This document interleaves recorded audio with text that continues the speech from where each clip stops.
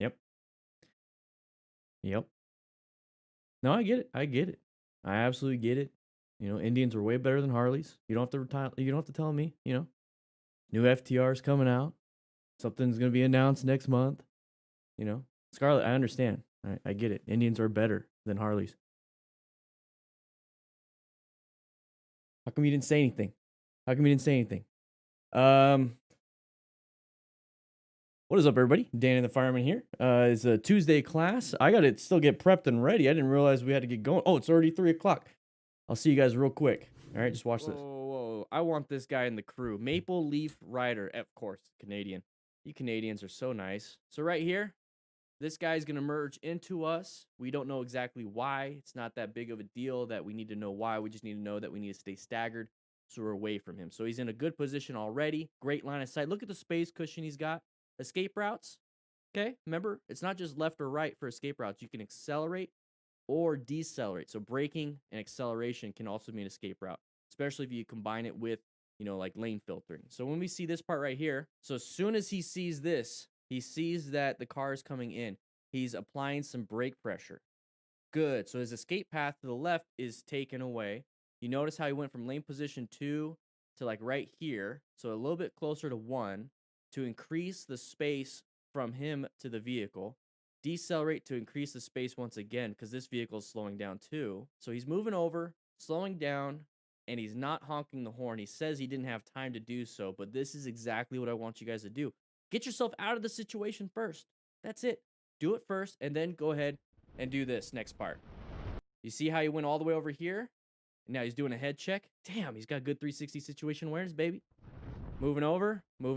Double head check, triple head check. This part I'm okay with. There was no honking of the horn. There was no rev bombing. And now we're in a safe. Hey, what is up, everybody? Make sure you hit that like button. Come on now. Go ahead and hit that like button. You almost hit me. We're gonna get started real quick. Everybody else, once you hit your like button, once you sign in, go ahead and head out to the classroom. All right. How you doing, Chelsea? What's up, Donut? Dutch Dashcam, how you doing? People don't have time to honk or rev bomb. They decide to do so. Respect my elders, Scarlet. Psh, you're barely what? Two and a half minutes older than me? Come on now. And start smacking the car like that one dude with the old lady. So that's the big problem. Come on now, sounds like a good emoji. What do you guys think? Because he was having time. He was using his 2 days. I'm sorry. Decelerate, get himself out of the situation. And now that he's out of the situation, he can say something. A lot of people think I should honk. I should. What's up, Ventry? How you doing? I can get myself out. Christian Bremer, how you doing, man? From Germany. Woo. Work 100% of the time if you do Gordon. Versus Joe, no, you just got here on time. Let's see if we can get 100 likes. If you guys are gonna pop in, hit that like button. Sign right in, right there. Okay, you're the only one that should. We'll get going real soon. You're the one. You're the only one that's responsible to do that. I should take that back. Other people can keep you safe, but it's your responsibility to put that stuff in place. I want. If Streamlabs messes up again and starts blasting the chat with subscribers, we're gonna have to move to a different bot. Hey man, and that's fine. Give him some kudos. Okay, we never really see people do something good. It's very rare. And I want Maple Leaf Rider to have those kudos. No, Dutch, I haven't seen it. What he's doing is right. So he can keep. Send me a link on Discord. Send me a link on Discord. I want to showcase that on stream, man. He rolled off the throttle. It's always good to see people doing good things. That's fine. I'm okay with that. I'm okay. Steven, how you doing? Ooh, Tampa Bay or Kansas City? I don't know, Ivan. I've been following Kansas City. They were my pretty much Mahomes and Kelsey and Hill have made me a lot of points this season. I kind of want them to win, but who knows? I mean, Tom Brady's like, I'm going to go switch to a different team, and then I'm going to see if I can win the Super Bowl. So I kind of want Tampa Bay just because. Why? It's not that big of a deal that we need to know why. We just need to know that we need to stay staggered so we're away from him. So yeah, I shouldn't be talking. I got to get back to class, Angel. Look at the space cushion he's got. Escape routes. Okay, remember, it's not just left or right for escape routes. You can accelerate or decelerate. So braking. Well, that's a good idea, Angel. Also mean escape route, especially if you combine it with, like lane filtering. So when we see this part right here, so as soon as he sees this, he sees that the car is coming in. He's applying some brake pressure. Good. So his escape path to the left is taken away. You notice how he went from lane position 2 to like right here, so a little bit closer to 1 to increase the space from him to the vehicle. Decelerate to increase the space once again because this vehicle is slowing down too. So he's moving over, slowing down, and he's not honking the horn. He says he didn't have time to do so, but this is exactly what I want you guys to do. Get yourself out of the situation first. That's it. Do it first, and then go ahead and do this next part. You see how he went all the way over here? Now he's doing a head check. Damn, he's got good 360 situation awareness, baby. Moving over, double head check, triple head check. All right, yeah, whatever. All right. All right, guys, we're going to be going into the classroom. We have a classroom. We have a Motor Stars video once again. We're going to go ahead and go in there. But, guys, make sure you hit that like button. And if you haven't, have you guys seen that deer video that came out today? Pretty crazy, huh? All right, guys, let's go to class. Whee! All right. So we got this Moto Stars video coming up. We're going to have a little chitty chat about it. We're going to talk about it and all that stuff. But it looks like I got Dutch dash cam. Let's go take a look at you while we're hanging out here. Do. All right. So what I'm going to do is I'm going to have this in the background, just kind of playing while we're having a chitty chat. I skipped quite a bit, but there it is. Thank you, Dutch. Thanks for setting that in. Whew. So this is just some parking lot practice while we're getting everybody inside the classroom. Remember, guys, we have an amazing crew members. We have all 6,000 people on the Discord, something like that. 6,000 people on the Discord, easily 1,500 people active at a time. And then we also have, the Patreon and YouTube members and all that stuff. But Discord's absolutely free if you guys want to get into Discord. Just want to say thank you to the Rogues with a $5, or if I'm sorry, is Australian 5A, A500, A5.00. Thank you so much. How's it going? Master Tech 396 upgraded to veteran crew status. Holy crap. Thank you. Appreciate it.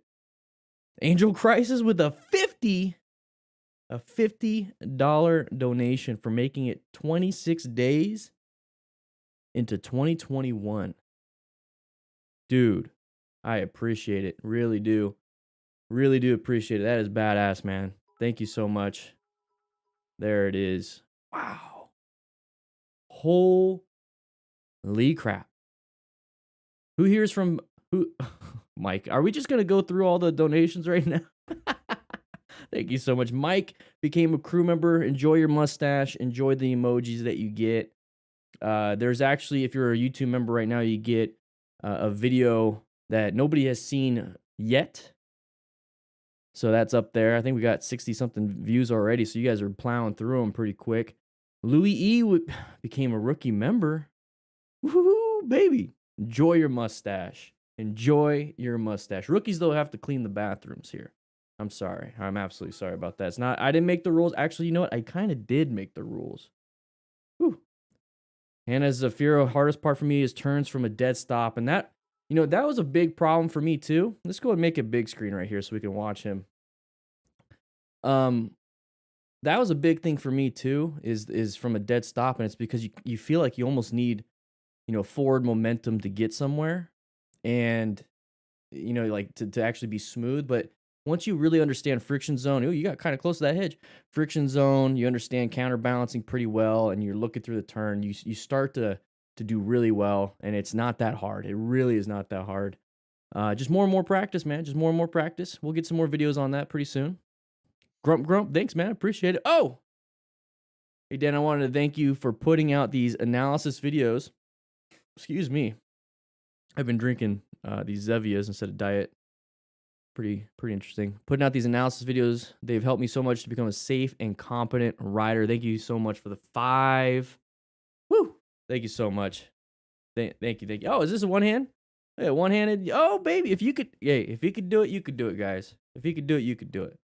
We're gonna get started pretty soon. We're gonna start pretty soon on the Moto Stars crash compilation. We're going to be learning a little bit more about that. Remember to sign in. We got 125 likes. It's pretty good. Sign in for class.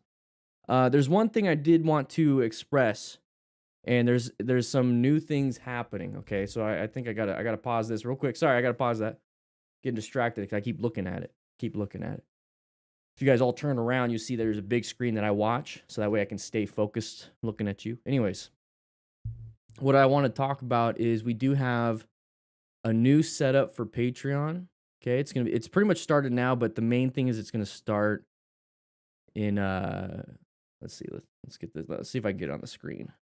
The main thing is it's gonna start next week, so February. That's the main thing. But I want you guys to see right here. Let's go ahead and go to here. So I've made some changes. So we still, I'll go ahead and accept the cookies. I like cookies. So we're still doing the monthly giveaway. So that's never going to change. Okay. But here's the thing. So we've updated some things. And we're going to update a little bit more. But they're all the same right now. So they're all the same. Other than at different tiers, you get different entries to the giveaway. But here's the thing. You get special Discord access. You know, you get a Discord server role in the crew lounge, all the different things. You're a crew member. You get my ebook for free. Okay, so that there's a link to when you sign up to get it. If you can't find it, I'll help you out when we're on Patreon. Weekly Writing S.M.A.R.T live stream class notes. Now, this is what the class notes look like. Okay, so this is what I don't want to do anything. This is what the class notes look like. So you actually get this early. So if you're on Patreon, you already got this. Okay, so I say to my patrons, you know, I give some information so you see what video we're going to talk about. This was actually put out Saturday or Sunday, so you got to see it way early. And then right here, okay? So this comes out early for patrons, so that's what that is. And you'll notice in the description, you'll see the video review. Also, we're going to be adding a new weekly Ask Me Everything question and answer, but with Matt and I. Okay, so it's going to be text-based, so we're going to put it out, and you guys are going to ask as many questions as you can in the comments. And then next week, right before we put out a new one, we're going to go ahead and have all those questions answered for you. So that way you have a little more information. And then the monthly giveaway gear rules right there. All right. Yeah, Mike Lindsay, so suggestion, don't use Patreon. Yeah, at some point, guys, here's the thing. We want to move all this to our own website. But right now, this is what we got. We're actually working on a website right now. That way we can kind of bypass a lot of this stuff. And it'll be easier. The new website will have a forums and a few other things. That way you can share your training that way. So, do I like an unedited video or edited one for what reason? Okay, for what reason? So YouTube membership. So right there. So as a YouTube member, you'll get stuff showing now from. So the thing is with YouTube members, you get my videos early. So whenever I get them, you're gonna get them early. We actually got another one. We actually got 3 videos already done, so you're gonna get those early. And then on top of that, the thing is, Patreon doesn't allow, you know, the emojis. It doesn't allow the beards. It doesn't allow the green name on YouTube. So that's why on YouTube you get all that stuff, and that's why it's at the $1.99 level. So it's all support, guys. Here's the thing: it's supporting what we're doing. If it wasn't for these patrons, if it wasn't for YouTube members, if it wasn't for the donations, if it wasn't for all of you guys, I wouldn't be able to move to this next step, which is going to be the website, forums. I got to hire moderators. That way we can get people going. We got, you know, a 6,000 person Discord. We got 262,000 subscribers here. 1.5 million views a month. You know, it's just now it's at the point 2021. I think Angel Christ has asked me a while back, what would I do with 50 grand? It's like, well, I don't have that. So what I'm going to do is still go down that path. So thank you for the real help in that. You know, it's like, well, what am I going to do? Oh, let's just pull the trigger on a few things. So that's what we're doing here. Yeah, it all depends on what perks you prefer. If you want to have the mustache and the green name on YouTube, it's $1.99. You get videos early. And then on here, you get all these things. And I mean, the lowest is $5. So I try to make it as low as possible. But that's the thing. Sooner or later, we're going to start having the first aid kit. We're going to give discounts. I just want to share this. So if you become a member, a YouTube member, it pops up on screen. If you become a patron, it pops up on screen. So there we go. Oh, classroom video submits. Yeah, so submit it this way. If you want to edit, go ahead. Send me both. You know, upload an edited and an unedited one, and I'll see which one I can use. So there's a link right there for that.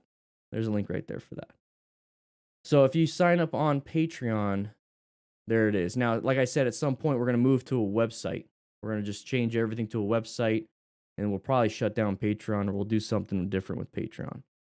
So they didn't like the whole idea of doing a giveaway. They don't like giveaways on their site. So we're going to be moving across, but why move across if we can't offer anything else? Okay. So one second, I gotta be right back. I gotta be right back.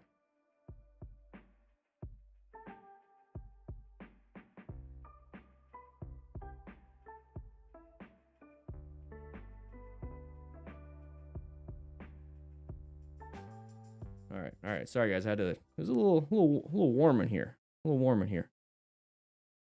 All right. Alrighty. So you guys ready? Let's go ahead and get going. We got 143 likes. We got amazing new members. Thank you for all the donations. I just wanted to share with you that we do have Patreon here.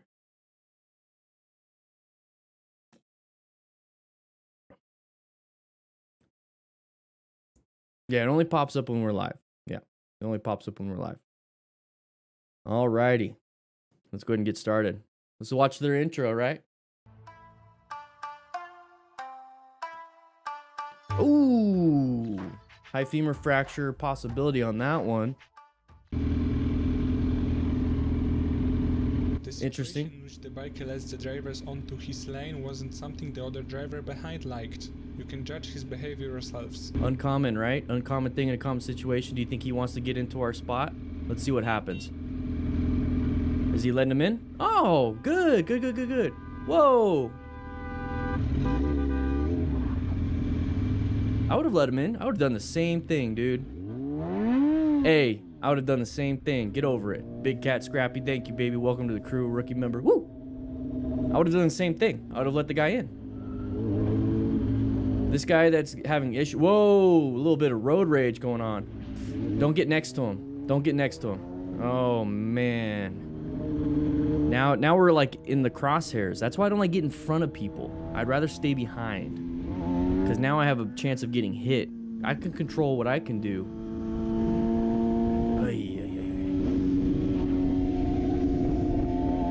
What's he gonna do? What's gonna happen here? I just want to share a little bit of that road rage situation. Oh, yeah, you're getting pushed off the road. Just get off the road. Let that guy jackknife, you know? Let him jackknife. Have fun. Since he is a worker, if he does have, you know, a register of contractors or as a business phone number or business name on the side of that thing, report him. Report his ass. Seriously. Guy's making dumb decisions while on the job.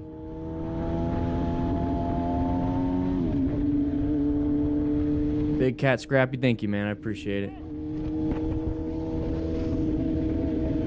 Yeah, that was ridiculous. Felipe Miranda, you did great. You did fine. You let those people in. They acted like idiots. Oh my gosh. All right, so the vid is... Okay, so we're going to just go back just a little bit. I just want to go to the beginning. So it's insane that MotoStars used like a 2-minute video of like almost nothing. So this right here, finding that uncommon thing in a common situation. So somebody's waiting here. They're obviously not going further and further. They're waiting for a light. And this could be common, you know, these people got on the interstate, so maybe they thought this was the left turn lane, getting on the interstate after the bridge, non-issue. And I love what this person's doing. They're letting them in, courteous drivers. You know, you let people in, you do these things to get the flow of traffic going. And then on top of it, now, look at, you're a motorcyclist letting these people in. You're a good person. There it is. Now, these people are definitely going to see, you know what? Motorcyclists aren't all jackholes, right? So it's like, it's really good to see. So now he's letting somebody else in, and the person honking the horn is the person that's having the problem. So this is the point where, see, look, this looks like a turning lane. And look, they want to get into the turning lane. So they're going into here, and now we're going to have this dumb truck driver. So 360 situation awareness, saw him in the mirrors, did a head check, like where is he at in position with time and space, because you need to orient yourself to the whole situation. That's part of planning your ride, okay? So the OODA loop, you know, observe, orient, decide, act. That's how I kind of got the plan. So this person just completely cut you off. Now, at this point, all you have is this escape path. So you have to go for this. This guy's going to cut you off. All this stuff right here is going to be gone. You need to make it through here. And that's a scary thing, especially when they are basically in control of everything. So when we get to this point, just apply the brakes. Okay, just apply the brakes, straighten it up, apply the brakes. That way you don't dump the bike. Let them in. Now they're in front of you. Now, if they want to be jackals and just want to slow down and just like, block you in on the interstate, well, guess what? They're going to be blocking in everybody else that wants to get in on the interstate. And then guess what? You have allies now. This guy looks like an idiot. So this right here is pretty scary. Look at that escape path that he had to do. If this was a car, you would have been screwed. So this guy hopefully got in trouble. Hopefully he's going to have some different kind of karma come at him. I'm a big believer in that. So in this situation, this guy even pulled even closer. So right here, now that we're here, though, it's like the only real escape path is to move forward. So all we really have is to do this. That's it. We can't, swerve right. We can't swerve left. And if we try to decelerate, well, guess what the big problem is? The guy had a big trailer, so he could easily cut you off, and boom, you got hit, ran over this big old trailer. Thank you, Microscene. Thank you so much for the 5. And we're going to move forward here. So there's a good acceleration. Got himself out of there. Now, in this situation, it's up to you. Do you want to stay next to the person, or do you want to go ahead and just try to get yourself out of here completely and accelerate all the way through? It's 2 lanes, right? It's 2 lanes. Just take it if you feel like you can. But right now, we're in a high intense situation where your adrenals are getting kicked off. Your adrenaline's going crazy. This person's getting crazy, all because of what? You let somebody in. So now it's a fight or flight. And right here on motorcycles, you need to flight. You can't fight, guys. You just can't. Okay, so fighting's not going to be helpful at all. Get yourself out of there. Don't just keep looking in the mirrors. This guy could easily accelerate. He could and hit you. See right there? Look at this open area that you can go through. You should have just accelerated through. Get yourself out of there. Let's go ahead and take a look at what he was actually driving. So this right here, this was actually a good spot. Let's go ahead and watch it. Let's go ahead and watch this part. So he's going to come up, and now he's boxed you in. You don't really have anything to work with, and he's cutting you off. So he's decelerating now because that's his escape, remember? You can either accelerate, swerve left or right, or decelerate as an escape. He's decelerating right now. Very good. Realizing he can't get out. And if you absolutely have to, get yourself over here on the shoulder, and then apply the brakes and just kind of wait. Just leave it. Let this guy just take off, be a dumb. Whoa, we went back in class. Let's go back over here. Let that guy be a dumb. Okay, so get yourself, if you can, right here, and then try to stop in here. This guy's going to keep going, and you can just kind of chalk it up and whatever. Good thing I brought my brown pants. I brought brown pants just in case for videos like this, and I wasn't disappointed. Either way, this guy did a great job. He went into red stage and a lot of these things. Orange stage, did 360 situational awareness. And he was yellow stage when those people wanted to come in. So he's kind of aware, good situational awareness. Everything was good. Everything was good. I absolutely like this. This was a good video. It's just road rage is road rage is road rage is road rage. You can't do nothing about it. Just don't participate. That's what you can do.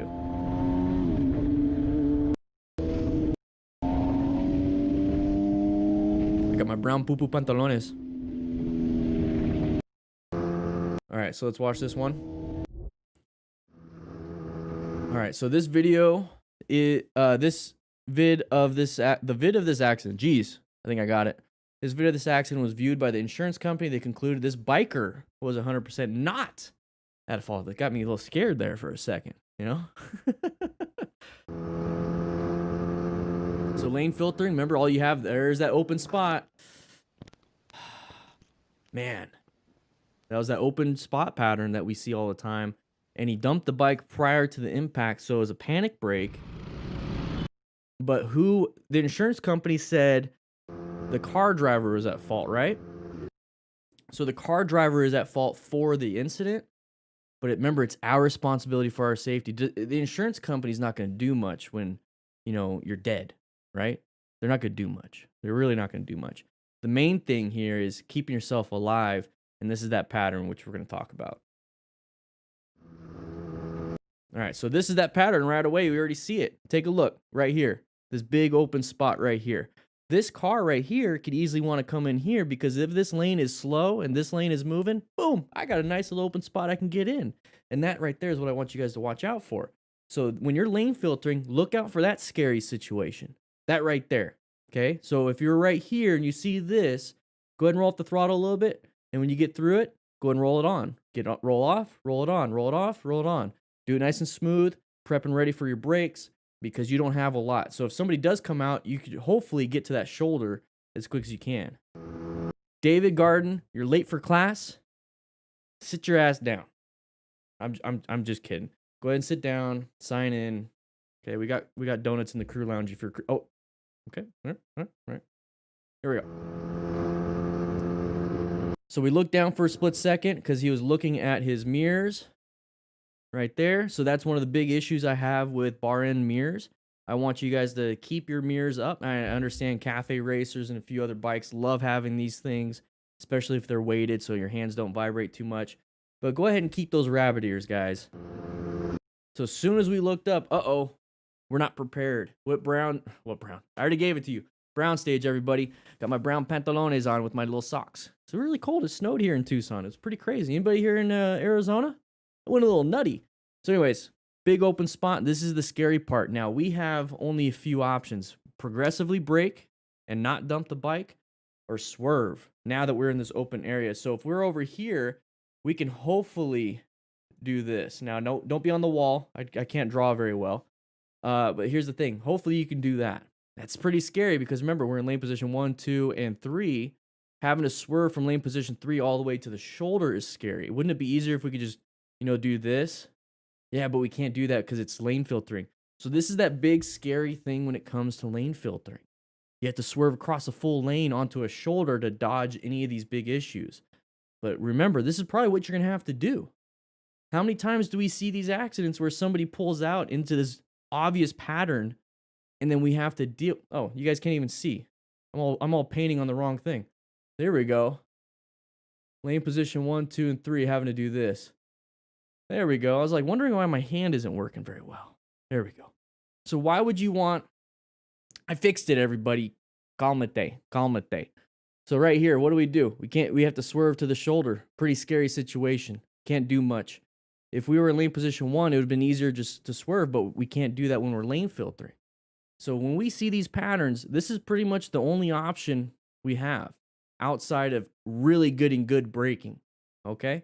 So I wish we could do this because that would have been easy, going from lane position 3 to the lane position 1 over here, but we can't. We have to go all the way around there. And that's really hard at high speeds. Anybody here has tried to do swerves at high speeds?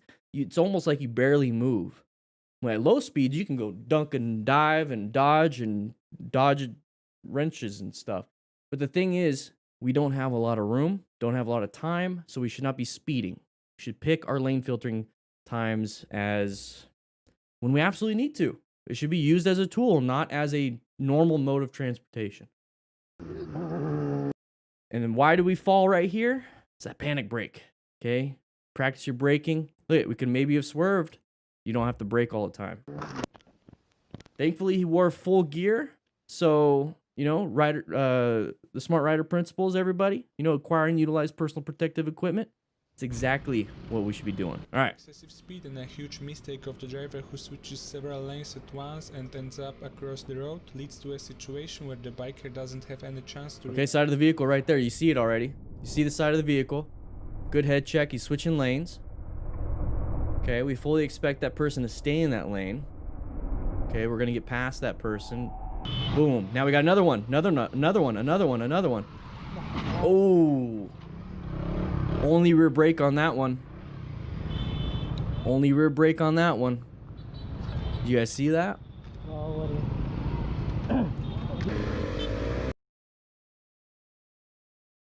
Alright, so here's the thing. So we're riding, and this is what I like. So he's going to talk a little bit. We're in lane position 1 for our area. I know it's different in different places. So lane position 1, lane position 2, and 3, right? It's a goofy looking 2. Anyways, we're in this lane position, so an easy adaptation. Okay, we're positioned for safety. We located this hazard right here, and now we're going to adapt to this side of the vehicle hazard by just kind of switching lanes. Boom, non-issue, right? Instead of being this person way over on the right, having to go, whoa, bro, and doing that. That's why I like positioning for safety. You're setting yourself up for success on that one. So we're going to get over here. So good head check. He's double checking so he can switch lanes safely. Doesn't hit anybody else. Boom. Good job. Now look, he's going 60. Okay, so he's going 60 right now. And look at this. We have another, as soon as it goes back into full view, we got another situation. So just because we get from yellow stage, orange stage back to yellow stage doesn't mean we can't go right back to orange stage. If you watched my recent ride along with Dan in the fireman video on motorcycle training concepts, I'm constantly doing this: yellow, orange, yellow, orange, yellow, orange, yellow, orange, yellow, orange. If you want to check it out, link is going to be in the description. There you go. Or just click the link in the chat for the motorcycle training concepts channel. So that's the motorcycle training consistency. There's no live streams yet, nothing like that. It's just literally an encyclopedia of live or of motorcycle training and the ride along stuff. So anyways, we got another side of the vehicle. We got to be concerned about that. So we now are back in the orange stage. So we got to slow it down. So it looks like we slowed it down just a little bit. This guy's not paying attention. Remember, it doesn't matter how good your fundamental skills are, you know, the M in SMART. If you don't have good situational awareness, your brain is the biggest and most important thing on your body when it comes to stuff like this. So that rear tire is skidding. Okay, that rear tire is skidding. So how do we deal with that? How do we deal with that? You don't want it to skid, so you release that rear brake, reapply it. Okay, so definitely not ABS on this, but he's also not doing progressive rear or front brake pressure. And if you notice, there's a gap over here. So while he's skidding, could have released it and then now swerved and got himself out of there. Okay, don't marry yourself to the first emergency move you do. Do not marry yourself to it. You know, don't sign that contract. Don't walk down the aisle. All right. You can break up with the braking. If you don't like it, you can go ahead and move on to the swerve. Try that out. But this right here, there's that impact. Oof, pretty bad. So now we have front impact to our genitalia, your pelvis, your femurs, now your face. He only had a 3/4 helmet, I believe. So maybe front end trauma. This right here, everybody, is what convinced me to get a full face helmet.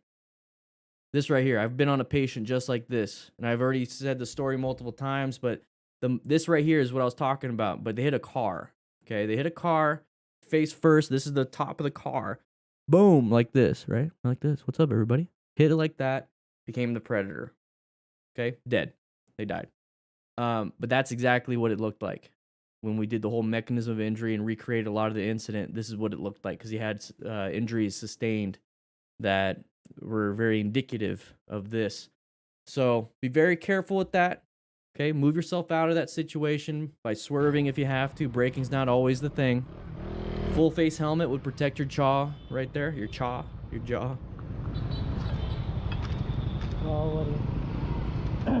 Full face all the way, everybody.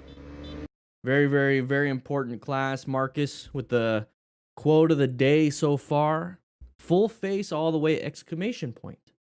Very good. Very good. Whew. Angel Crisis, I try. I really do. It's called verbal judo. I'm so used to doing verbal judo.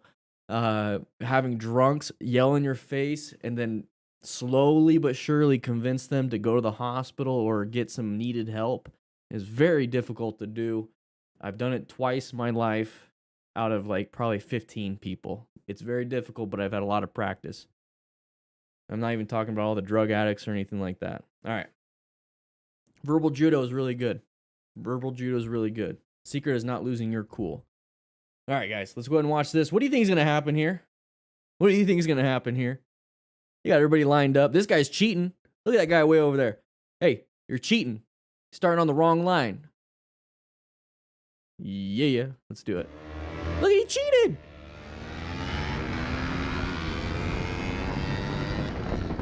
Uh-oh. Oh, no. Oh, panic brake. Nobody hit him. How do we prevent that, everybody? Squeeze. Not smash. Squeeze. There we go. Oof. And that sucks. It's a sucky thing.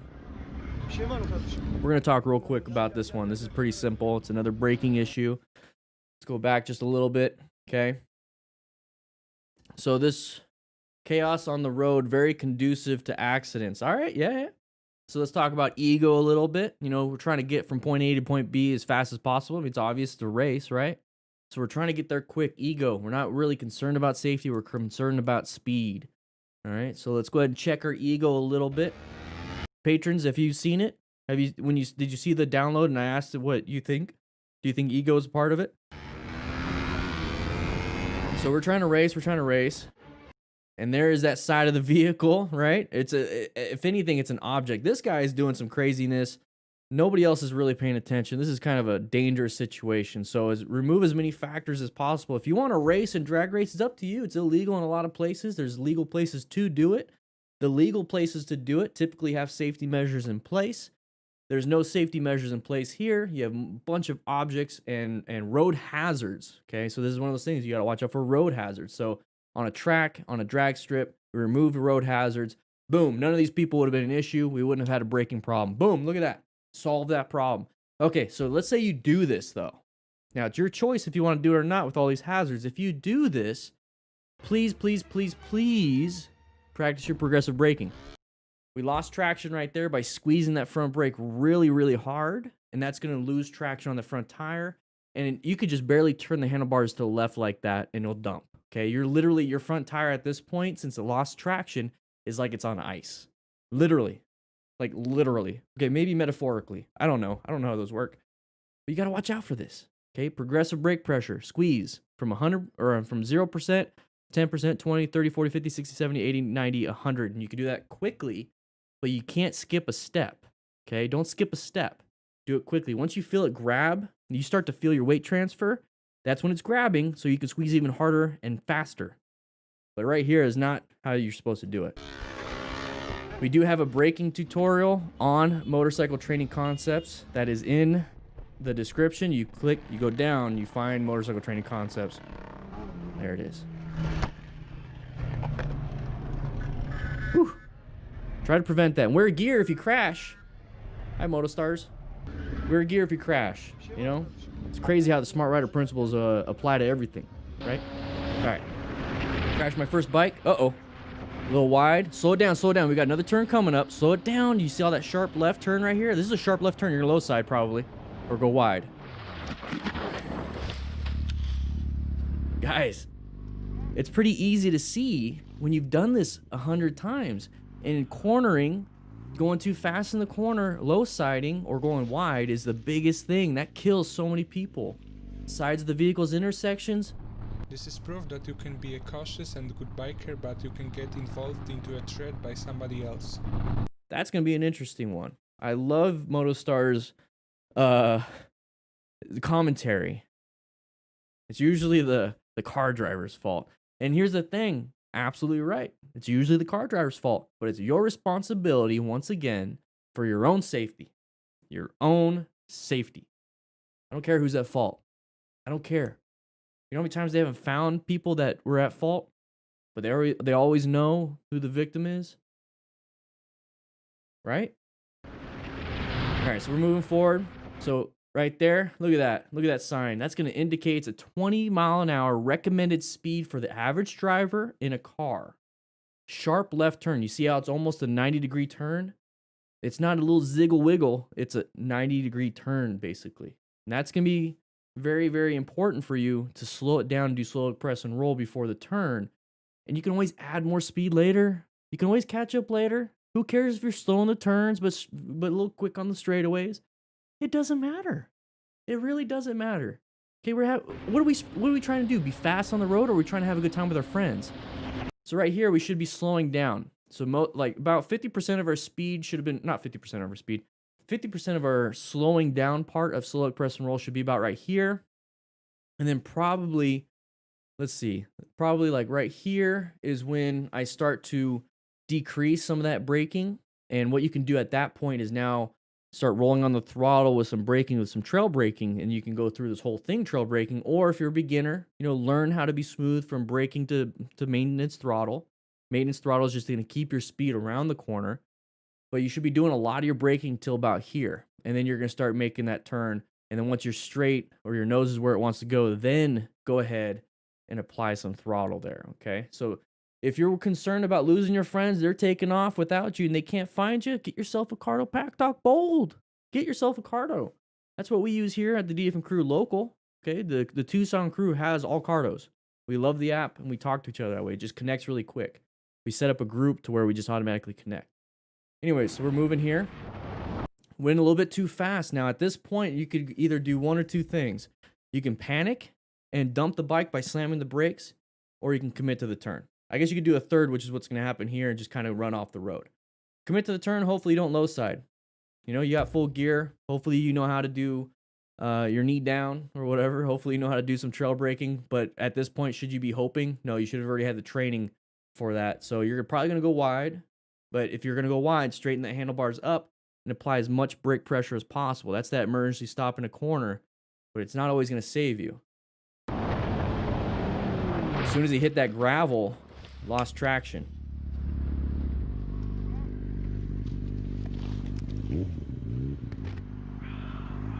Yeah, one great question from one only X-Ram. Great, not question, good statement.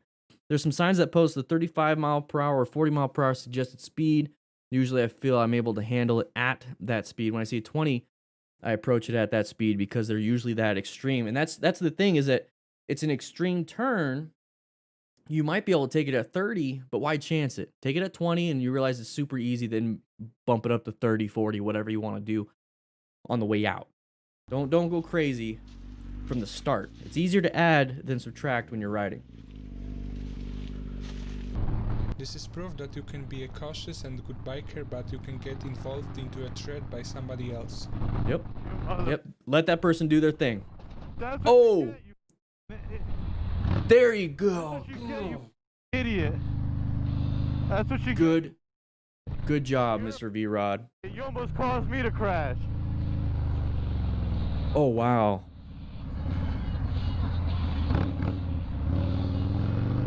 Good freaking job. We're going to dig through this one. This is like... You're a idiot.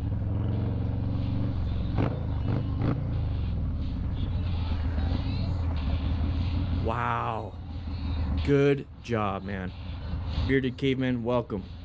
Woo. Welcome. You're an idiot. And you can say that all you want. I would say the same shit.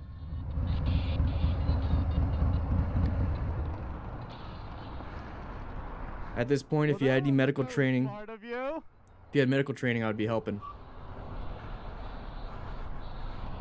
Double check everybody. Make sure you're safe first. These lights off, I'm scared of the gore area. People are going to run into me. Keep your lights on. Put the hazards on. I'm okay.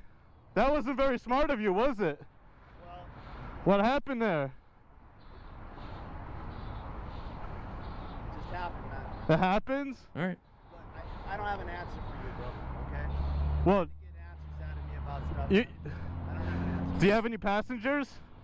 No. No passengers. So you shouldn't have even been in the...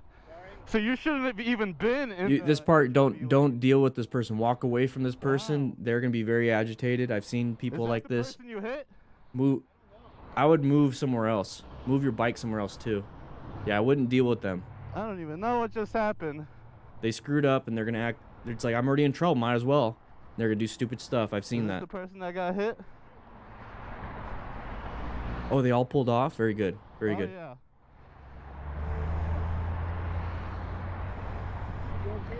At this point, you're a witness to the incident. If you want to help out, this guy right here, this is a very dangerous spot to be in. Move. Get out of there.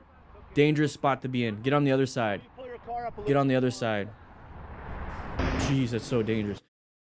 All right. So, Scarlett, did you see how dangerous, like you understand positioning. Like, if you're an EMS or a cop or a firefighter or anything like that, or you work any type of traffic, you know, construction, you know how dangerous being on the side of the traffic is. Whew. This was a great video. This is a great video. All right, so right here, Motostars is gonna chime in. Oh, that scared. That gave me a little heart jump, Scarlett. Just like, no. I'd be telling my buddy, nope, get over here, like a rookie. I'd be like, hey, rookie, no. You talk over here. I'd grab him by the belt buckle, by the little belt loop. I'd be like, no. All right. Oh man. All right, we're going to go over this one for a little bit, okay? This was a good one. This is one of those incidents where something good happened that the motorcycle rider did, even though somebody else was doing a stupid thing. And he found, okay, we'll talk about that. This is proof that you can be a cautious and good biker, but you can get 360 situation awareness. You saw those lights come up. Let's go ahead and go back just a little bit. This is what I'm talking about with the lights in your mirrors. If you see lights catch up to you quick. So take a look at his right mirror, everybody. Take a look at this mirror real quick. Take a look at it. That you can be a cautious and good biker, but See the lights getting quicker and quicker and quicker? That's the whole, I'm getting closer and closer and closer. So that right there should put you in orange stage subconsciously. Use your peripherals because you're not staring at it. You're looking ahead. So your peripherals see that. It's okay, uncommon. Where am I at in space and time? you can Let this get person involved go. into a threat by somebody. Now that person was being a dum-dum, cut you off, and then also got really close to the car and head. So that's that uncommon, a little bit road ragey, a little bit dangerous, a little bit everything. I'm going to watch this guy. I'm going to go ahead and roll off the throttle just a little bit so I can increase my space cushion for one. But I'm going to watch how much of an idiot this person is. And I'm going to go ahead and say that, I don't talk bad about motorcycle riders. You guys notice that? I just usually say, you did a dumb thing, usually did something like that. But I'm going to call this car or this van driver an idiot. All right, I'll do that. Somebody else. So as soon as he cuts this off, now we're going to hear Mr. V-Rod say something. So he's, you mother effer, obviously figured it out. Now here's that thing you see right here. We have a car crossing this area, right? You're not supposed to cross this. Why is that car crossing? Okay, so if we were this guy on a motorcycle, would have been really pissed. But you notice how I'm calling a car driver an idiot, not us? Okay? So don't put yourself in this person's position by getting in there super quickly and then somebody cutting over and be like, it's your fault. That's not the case. So this is a good space cushion. So at this point, where are you looking? You're finding escape routes. You're planning a ride consistently the whole time. There's that impact, and he already was swerving the moment he realized those two were going to intersect. Amazing job with your situation awareness. And I'm going to tell you right here, automaticity kicked in. So your habit of get myself away from a dangerous area, probably from your training, probably just from you knowing how to drive or ride, right? It kicked in. Okay, you're a very observant rider. You probably have gone through a few close calls yourself, or you've been watching this channel. Hopefully you've been recognizing a lot of close call situations. Right?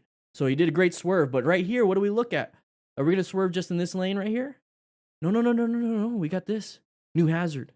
Okay? New hazard. We just finished this boss. We got another boss. We got to get around it. So what do we do? We look for another spot right here. Hopefully this person's slowing down. Hopefully we can gun it through here. But what if they intersect and get close to each other right when we get close to it? Let's find out. So right here, uh-oh. I was going for that. I couldn't do it. Now what do? How many times have I told you, all the good and the bad from lane splitting videos? This is the good part of watching lane splitting videos. So you understand, even with this big old dino looking thing, that you can make it through here. You can do that. Use it. Don't just be like, I got to slam the brakes because there's nowhere to go. That's a car driver mentality. We're on a motorcycle. We're nimble. Nimble. I was going to say ninjas, but we're nimble. Get yourself out of there. Okay? He did a great job. So he found an escape route. Amazing. That's what you get, you idiot. And that's true. The other dude was an idiot. Okay? So right now we're back into orange stage, or we've been in orange, or we were orange stage, red stage, orange stage. Okay? There was zero brown panic. There was no brown. He doesn't need to wear brown pants to hide his poo. He's doing a great job. Got himself out of there. Oh, great job. That's what you get, you. You almost caused me to crash. Yep.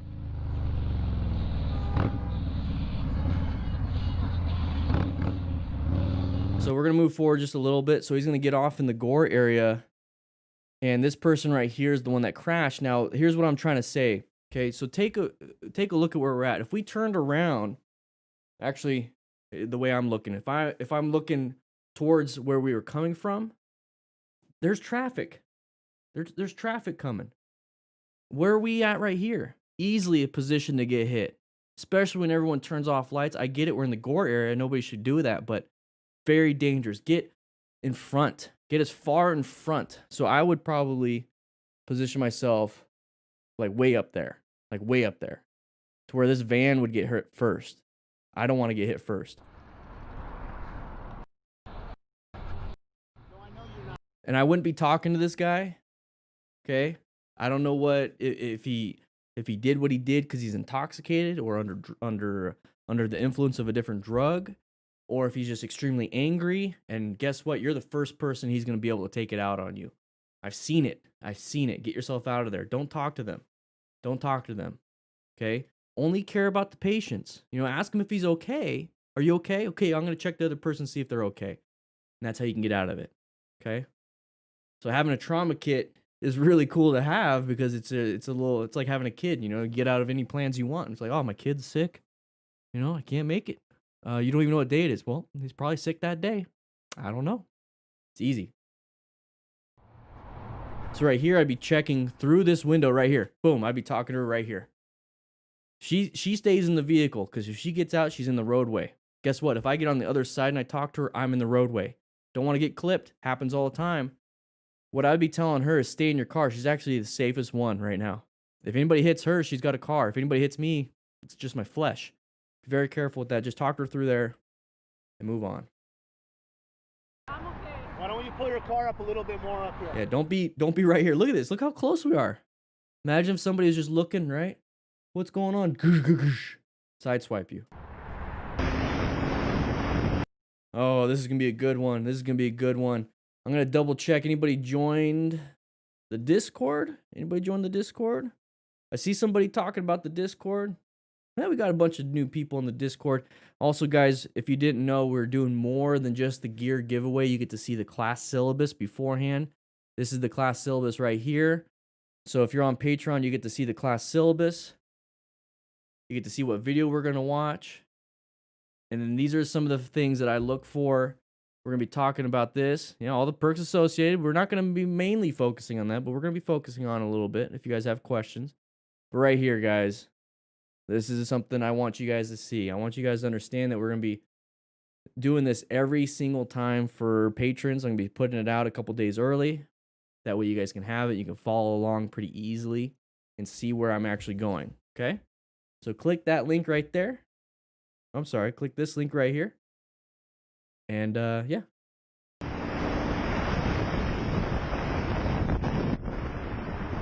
right. Are we going to slow down before the turn?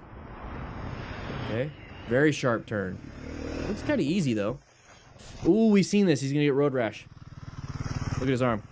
I've seen this one before. He's going to look at it right now. Yoink. That's road rash. A little bit of second degree. Mostly first. Where do you think you have gear? Your leg? Yeah, we're full gear, everybody. He's like, I'm going to go home now. That was probably like the first turn of the day. Cold tires, maybe. He's like, I'm going to go home. Nope. Quite an unusual situation where despite the large threat and destruction, everybody still is in a good mood. We missed everything. Shiloh Reigns, the other guy crashed because of a low side. What is this all about? Yeah, we totally missed the beginning of this. Oof, hit him in the head. Oh, there's beer. Is he drinking a beer? No wonder he's so chill about it. That's destroyed, dude.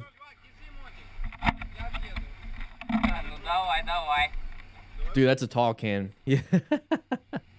Yeah, don't drink and drive, everybody. Don't drink and drive.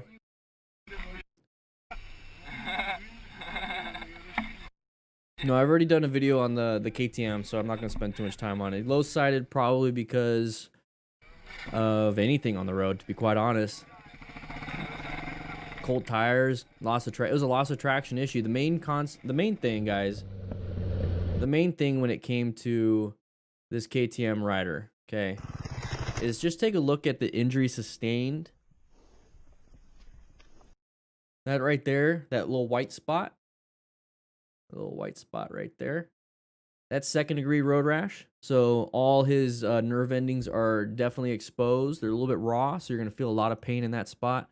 This discoloration is where the road touched him, but probably within it is first degree, and then here's second degree. So the colored in is 2nd degree. This little area is 1st degree, and then this is just, you know, dirt on the, probably a little bit of pebbles here and there.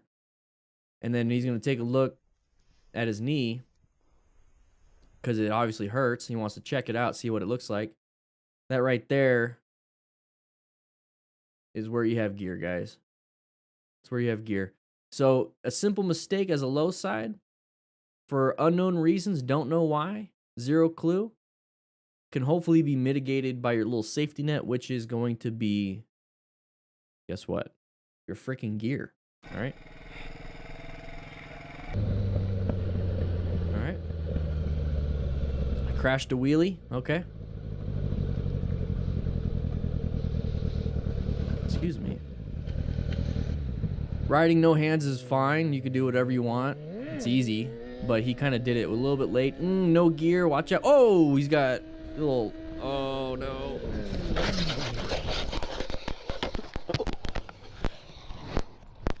Great.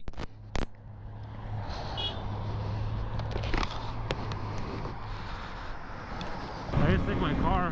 What's outside?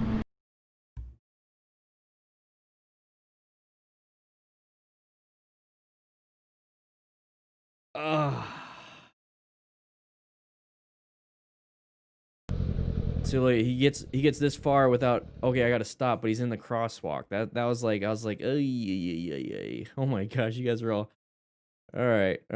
It's okay if you show those ones, as long as they're not derogatory. I don't care.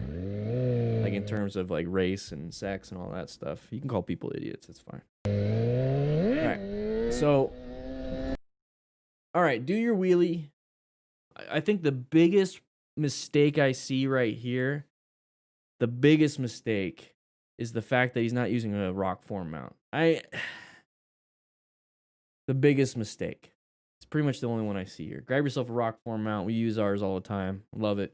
Love it, love it, love it. Anyways, not having full gear is probably the biggest mistake. Okay?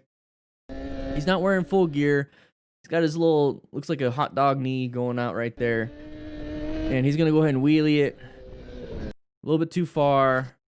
There's that left side impact. So guess what? Your leg is underneath the bike right now. Nice little sandwich, but then you're scraping everything on the bottom. No buenos. And then you hit the curb. That's a huge impact. His head fell off. Great. Just kidding. All right, I don't see anything torn. Hopefully you got pretty lucky. Woo! My car. What's outside? Wait, so crazy driver runs red light just riding to a bike meet. GoPro Hero 8 Black, Gixxer 600, Yamaha R1. All right. Whoa! What the heck? He ran the light. Let's go ahead and watch that full. I didn't take my car. What's outside?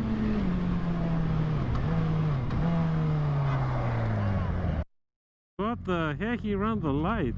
Yeah. That's his own problem. Thankfully, nobody got hurt, right? Crazy guy right there. At such speed and in such conditions, luck really matters a lot. What? All right, let's see what happens. He's gonna keep doing head checks. Whoa! Road hazard. I think he got lucky on that one. I don't think he saw it. I think he just got lucky. But you see how quick that came? That is a road hazard. You got a tire on the road. Very, very careful with those types of things.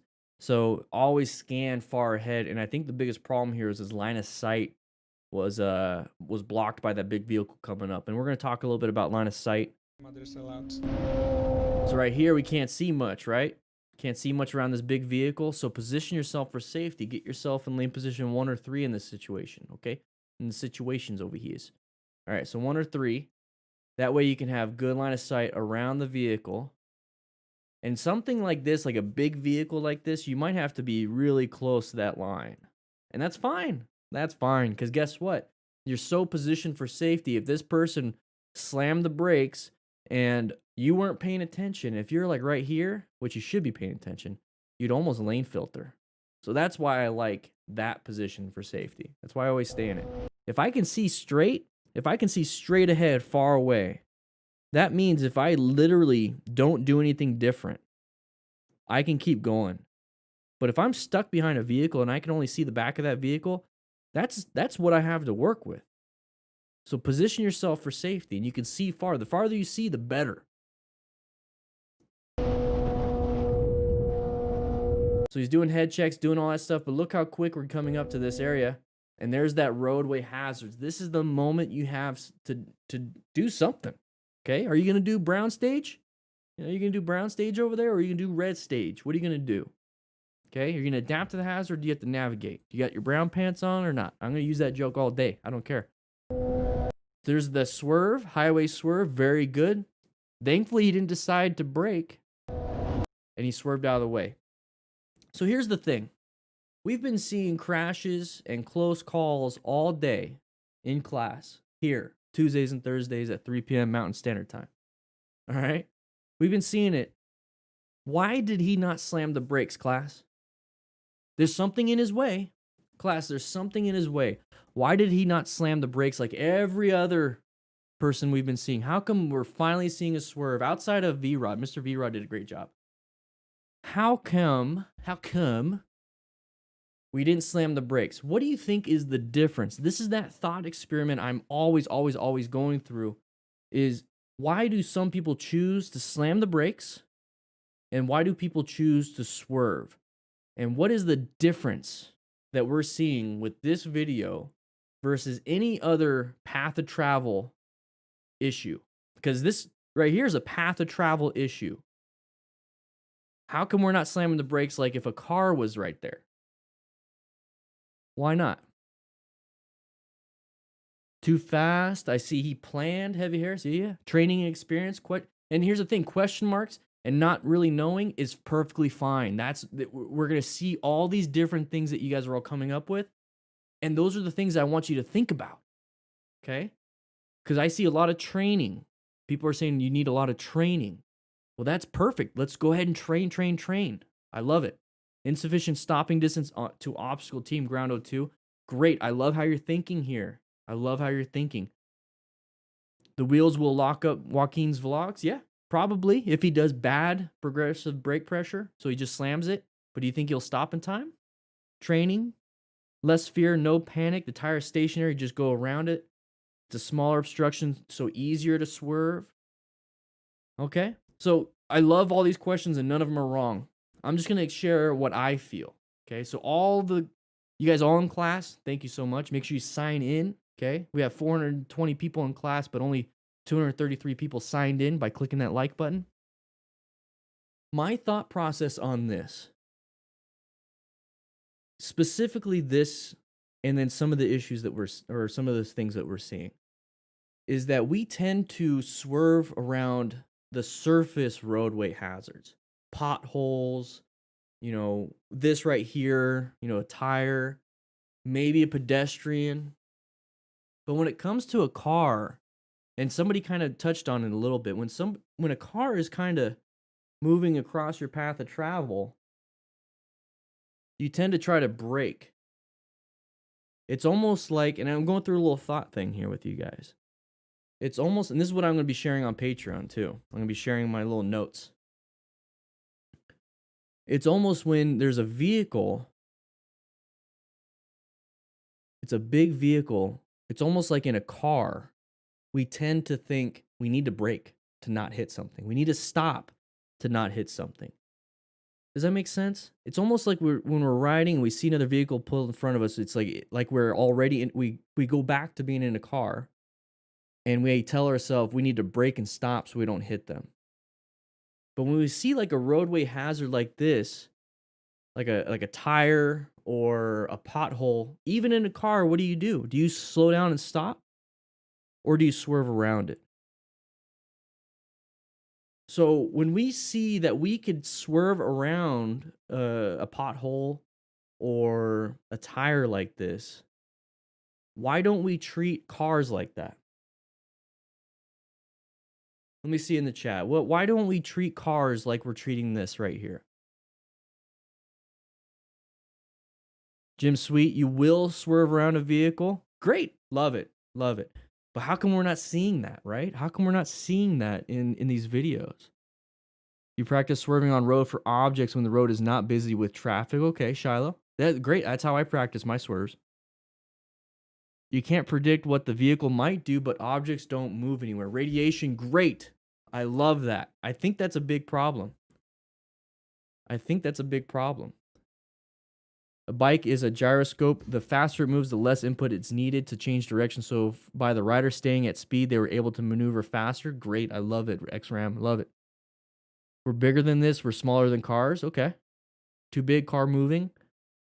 Stationary. Don't know if the car is going to stay or move, so we stop. Okay, so let's go back. Look, we're doing root cause analysis right now, guys. This is what I do every day. This is what I do every day. You probably do it every day too. You just don't have a name for it. I had to look it up. Root cause analysis, RCA. You might want to Google it, have a little bit of fun time. Actually, let's just go and do this. Root cause analysis. All right. Let's do that. This is what I do. Actually, this is more what I do. Let's do this. Let's do this. Let's do this. All right, this is what I do all day. This is what I do all day. So when it comes to that issue, do this. Let's do this. Hey, there's my bike in the background. Let's do this. Do this. Let's do that. Let's do that. Let's do that. Okay. It's good enough. Good enough. All right. So this is basically what I do. If you want to screenshot it, maybe not. So this is terrible. Let's just do that.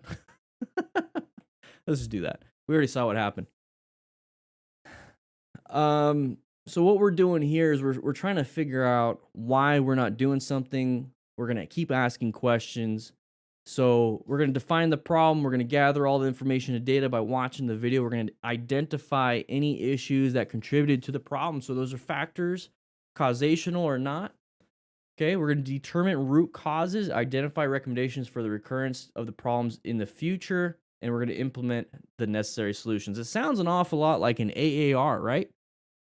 Sounds an awful lot like an AR. So define the problem, gather all information and data, identify any issues, determine the causes, identify recommendations, and then implement the necessary solutions. So we see the problem. We see a tire in the road. We're going to gather all the information available. What's our escape paths? What is it we can do? What can we brake? Can we swerve? What is it? What did he do? He swerved. Great, cool. Identify any issues that contribute to the problem. Maybe speed. We're going speed, but we're also going traveling at the appropriate speed for the interstate. What other issues did we see? Probably line of sight issue. Couldn't see very far. It came up to us pretty quick. Okay, so the root cause of a lot of these issues, well, there's going to be a tire in the road, but our vision messed us up a little bit with that big vehicle. So positioning ourselves for safety. Oh, okay, identify recommendations for the recurrence of the problems in the future. We're never going to solve the problem when it comes to a pothole or a tire. So what can we do differently? What can we do differently? Practice our swerves, practice our braking, position ourselves for safety for the best line of sight. Always have an escape path. Always have a good space cushion. Boom, implemented the necessary solutions. This is what I do all day. What happened here? This is my baby. Oh, I miss her. I miss her. The border of Mexico is like right over that hill. Oh, look how pretty. Look how pretty. Okay, come on, come on. Whoa, what's going on here? So, we're talking about why did we not swerve? Why did we not swerve? I mean, why did we swerve and why did we not brake? Okay?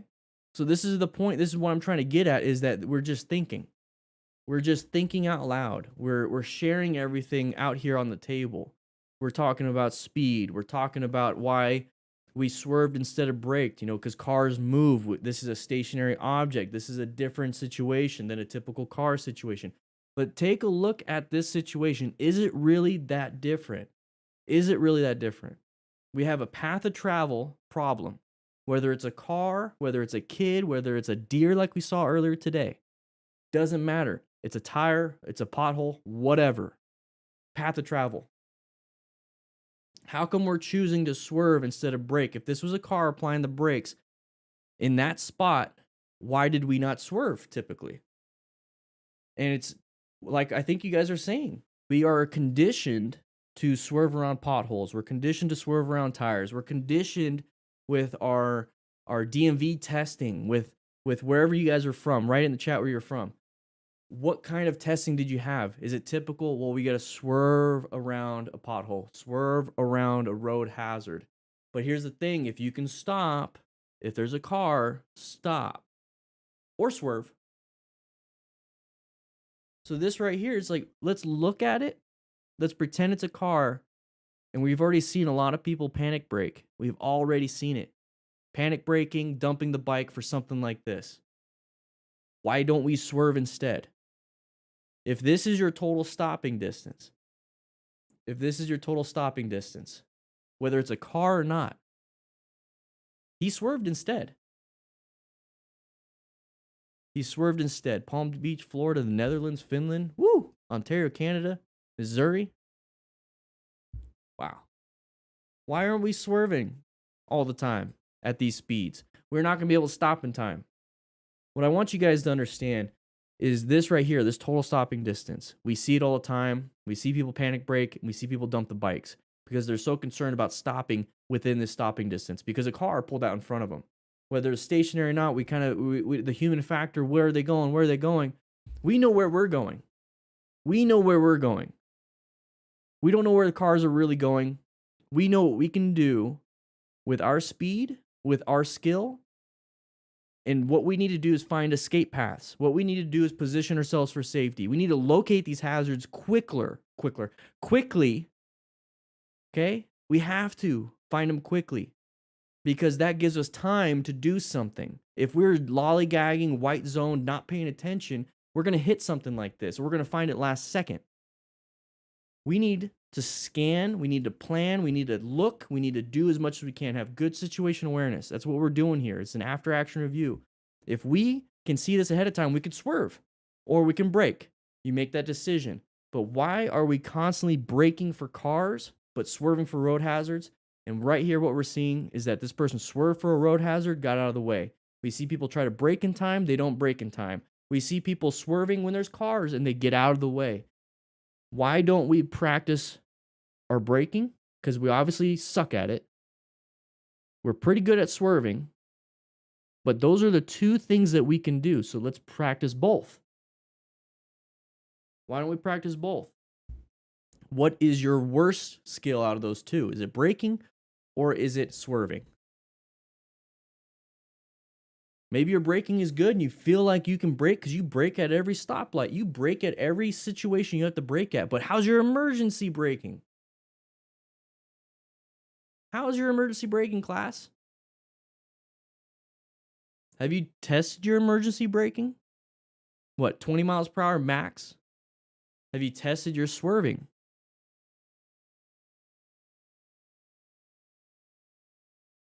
I want this to be a wake-up call. There's no real good answers here. There's no good answers. There's no real answers here. And that's the point of an AAR. I want you to understand that when we see this, we're learning from it. We don't want to live it. All right, right here.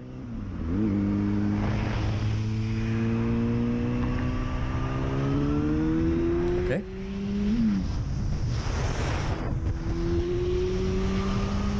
Interesting.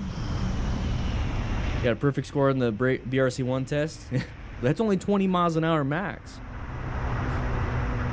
How good are you at braking right here? Right here. You got an intersection coming up, side of the vehicle, boom. Could you stop? Probably not, so you should swerve. And that's another thing. It doesn't matter how good you are at braking. You can't deny physics. Okay? We have perception, reaction, braking equals total stopping distance. Your braking distance and your total stopping distance gets elongated the faster you go. So it doesn't matter I mean, you can go 120 miles an hour and you still have, if you're the best in the world, you have this much distance basically to stop, but the car is right here and you're going to run into it. It doesn't matter. So when that's the case and there's something in your path of travel and you're trying to brake and you already know in your head at this speed, my total stopping distance isn't good enough, then you need to swerve. I want you guys to find the distinction between that and then also what we're trying to swerve or brake towards or away from. Okay? Gotta be critical thinkers here.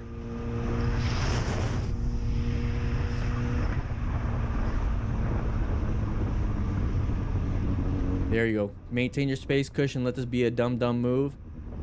It's a pretty bad line of sight, but we're going pretty slow. I think I could stop in this amount of time. Let the person go. Oh, it's a red light, so slow it down. Ooh.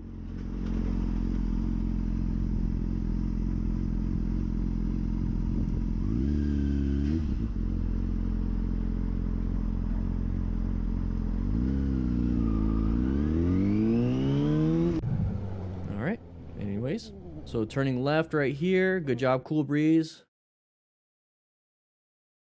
Oh, the person started creeping. Whoa! Thanks for watching.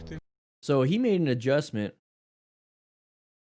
I want to see what the light was when he went through. Okay, so it's a yellow.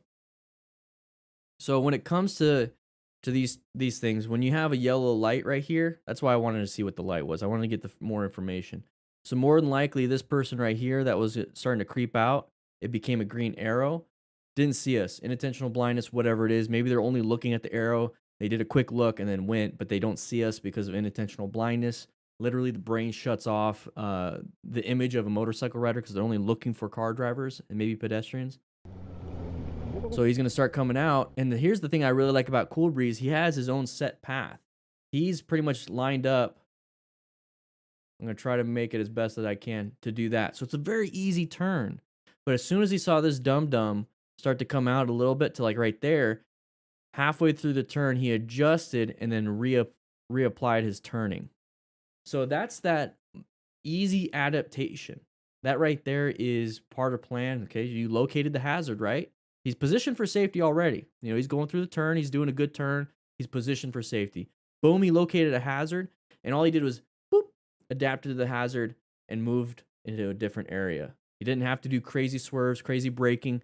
And here's the thing. I think a lot of people, what would happen in this situation is that see that vehicle poke out and then dump the bike because they panicked. Okay, so don't go into brown stage, everybody. Had a little panic. So he adjusted and realized, you know, I'm not going to stay in this lane. I'm just going to go ahead and take this other lane, which is a good escape path. It's open, blah, blah, blah, non-issue at this point. So look, he's going to stick out. He's like, whoa, adjust a little bit to get out of there. Thanks for watching till the end. I hope you've enjoyed it. Oh, you're welcome, Moto Stars. Absolutely welcome. Whew. All right, guys. You guys want to make, go ahead and get some snacks. Go ahead and head over to my office, and we're going to have a nice little chitty chat. All right, guys. Whew. We're not done yet, but if you guys want to leave, it's perfectly fine. We're going to have a little hangout for about 15, 20 minutes. But before you leave, click that like button, sign in so you get credit for today's class. All right? All right, so Mr. V-Rod did a great job today. He's going to go ahead and take a seat over there. Scarlet and speed limit. You guys can fight. Area code, if you're here, you can fight too. It's all good. I don't care. No one touched my helmet. Everyone else crisscross applesauce up front. We're going to have a nice little chitty chat. Oh, he already called it. Speed limit. Already called it. Oh,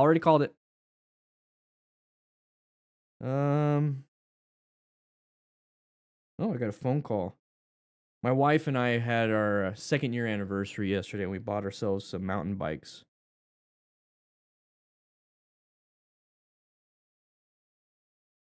Oh, they were going to deliver it.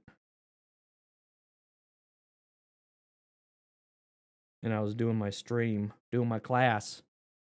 So, yeah, our 2-year anniversary, we decided since COVID's going crazy, we're not going to travel and have a vacation, so we just bought ourselves some mountain bikes, and now we got the same kind. We got the same one, She got a male one. I got a male one too, but I got a small. She got an extra. No, she got double X small. I got an extra small. I'm so tiny. But I'm being a little what's the word? Selfish, and I'm going to be using my bike and then her bike as a way to teach her how to get back on a motorcycle. So we might actually have some bicycle training concepts going on. Yeah, some bicycle training concepts. I got some I got whatever. Here, I'll show you guys. I'll show you the bikes I got. This is where we hang out. We're hanging out, everybody. We're having a good time. We're having a good time. I'll show you the bike that we got.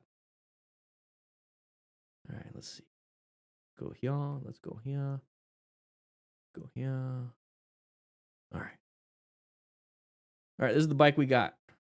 We got a little, it's the ATX3. It's a beautiful looking bike. We got ourselves, she got an extra small. I got us, or she got a double X. I got an extra small. There's like no bikes available. So I picked what I got and I got fitted for it. And I actually turned out to be an extra small. So, hey, I'm short. This is the bike we got. It's pretty cheap, $430. We didn't go crazy. We didn't do anything crazy. It's a hardtail. We didn't do anything that we really need to worry about. Didn't she ride a Honda Rebel? Yeah, Martin. So she rides a 2019 Honda Rebel 500 with ABS. She hasn't been riding in a long while, so she's a little rusty. So what we're gonna do with the bikes is that we're gonna have. Oh, yeah, I'm standing. I didn't get my seat out. I'm really short. We're gonna go ahead and just have a good time. We're gonna ride next to each other. We're just gonna have fun through the neighborhoods, some fire roads, some dirt, like hard packed roads. We're not gonna do any soft stuff. We're not gonna do all that. We're just gonna have some fun. But I figured this is a great way to, teach the swerving, teach the slow speed, put her through some of the motorcycle training concepts, exercises and training. I can't share too much. I got some surprises for you guys. And then maybe I can develop a training program around bicycles to where, hey, I want to get into motorcycle riding, but I can't afford a motorcycle. I got a bike. Can I learn anything on the bicycle in the meantime? And guess what? You can learn a ton. There's only a few things you can't learn on a bicycle that you can't learn on a motorcycle or vice versa. I don't know how to say that. So I'm going to be working on that. It's something new for me. I don't know too much about bicycles, so I'm going to maybe hopefully talk to somebody about, bicycle training and kind of pick their brain a little bit. But for the most part, we're going to be working pretty hard, and it's going to be fun. Yeah, so our 2-year anniversary was yesterday, and we're having a good time, It snowed today. When I asked her to marry me, it was snowing, so it's really cool. It's really cool to see. Pretty happy about that. Dan Teen 138 with the Canadian 5, California, is a 750cc Magna okay for a beginner rider. So, hey, in fact, I actually shared that on, and I'll share a little bit with you. I shared what is a beginner motorcycle for the patrons. I literally just shared it. So, let me see if I can find it for you, though, because it's very important. You asked a good question. Let me see if I can find it. Jeez, where is it? There's that. There's that. Old topics. Beginner. I'm just going to kind of pop it up on screen just a little bit.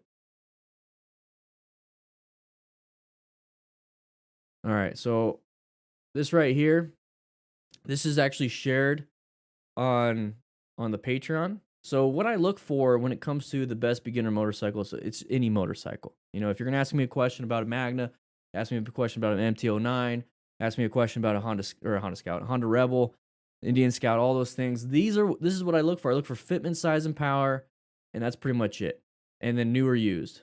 Okay, so this was actually shared as a PDF on Patreon. So if you want to support the channel and get some of these cool things, and on top of that, be entered into the gear giveaway and get my beginner's guide to motorcycle riding, which is $10 on my shop, but you can get it for $5 if you sign up on Patreon. Anyways, this is what I pretty much look for. What's the fitment, the size and power? Is you're buying new or used? Okay, so there's some pros and cons to a lot of these things. How do you feel comfortable sitting on the bike? Is it comfortable for you? What's the ergonomics? Fitment, right? size and power. So I put here, most people on the internet tell new riders grab a tiny bike with low power. But here's the thing, okay? You need to be focusing on right here. So if you generally want to, as a new rider, be sure to ride within your skills, not the abilities of the bike. Now, it's easy to say, but what are your skills?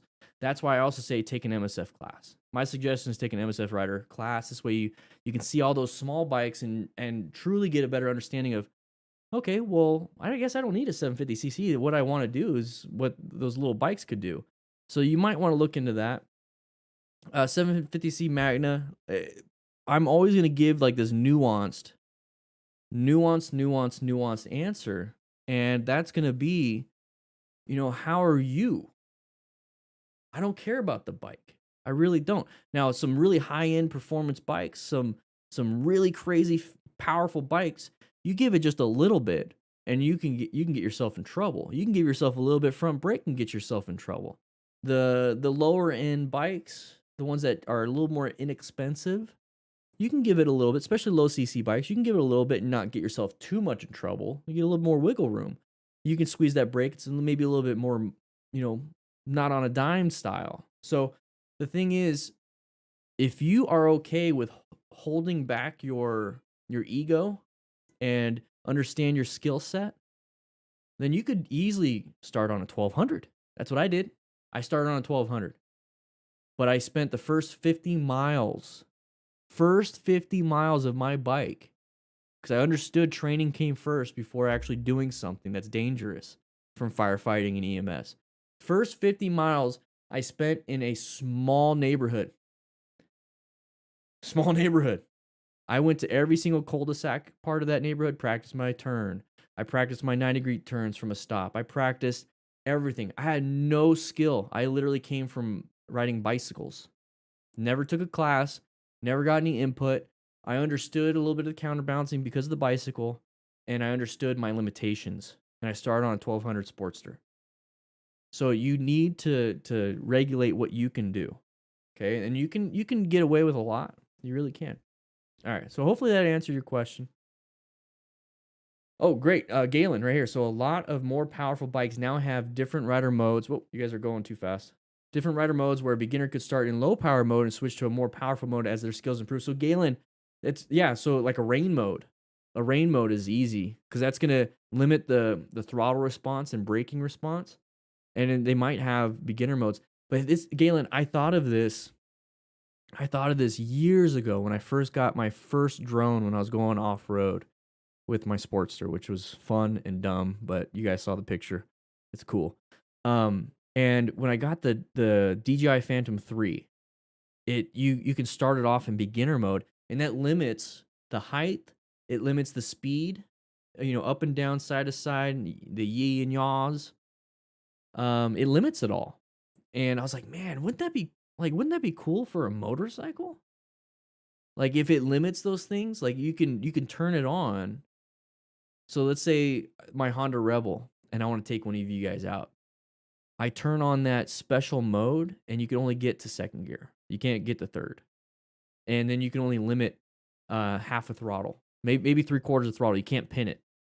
Maybe I can limit that. And then it's like, okay, well, we're limiting to the parking lot mode. And then I turn it off and we get on the road itself.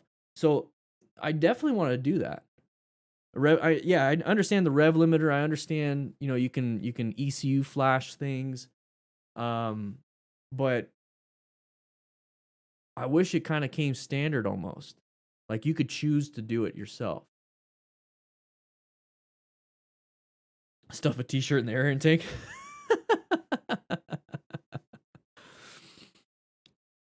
A Hi-O song? I don't have any thoughts on it. I mean, it's guys, you're asking a motorcycle coach that cares more about the rider than the motorcycle. Like you're literally asking the person that cares more about the brain than everything else. And what you do with it, your emotions, how you think, what you search for, how you implement that through your nerves, to your muscles, for your reactions. The motorcycle is the tool. Pick the tool you guys like. I'm not going to tell you, though, to get a drill when you need a screwdriver.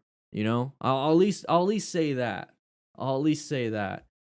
You know, I picked the right tool for the job, right motorcycle for the job, the right tires on the motorcycle for the job, the right lighting, like those are all tools to me.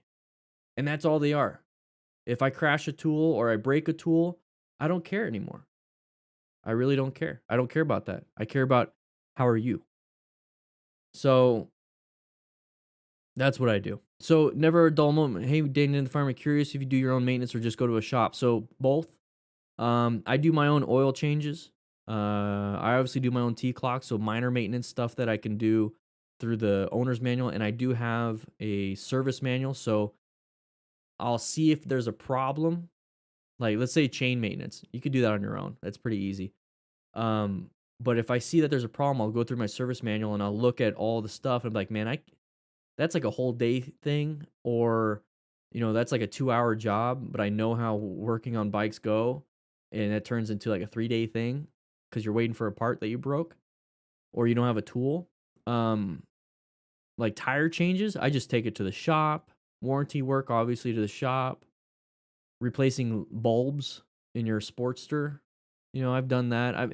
I've changed my own clutch on my Sportster. I've changed handlebars. I've changed levers. I've changed a bunch of different things on the Sportster. That's why I really like the Sportster. It literally is like the Barbie or AR-15 of motorcycles.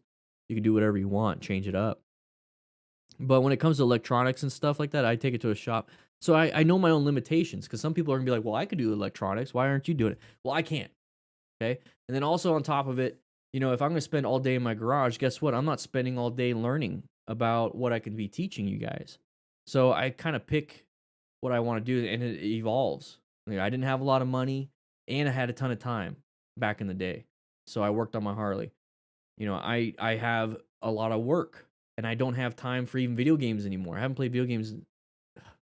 I used to play every day. I don't have time for things. So it's better for me just to take things in at this point. Different life experiences, that can change too. That can change too.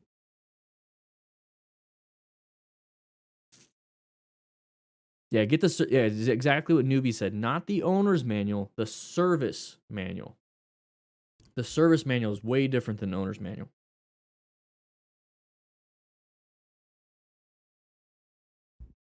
Hiss, you can't find the service manual? Might want to find, if you can look online or contact the manufacturer and then like literally call them up and say, hey, I have this model year, this model. Do you have a service manual? If they're like, no, I'm like, ooh, I don't know what kind of bike you got. You want some tea, Steve? Who here watches Housewives? I do every night.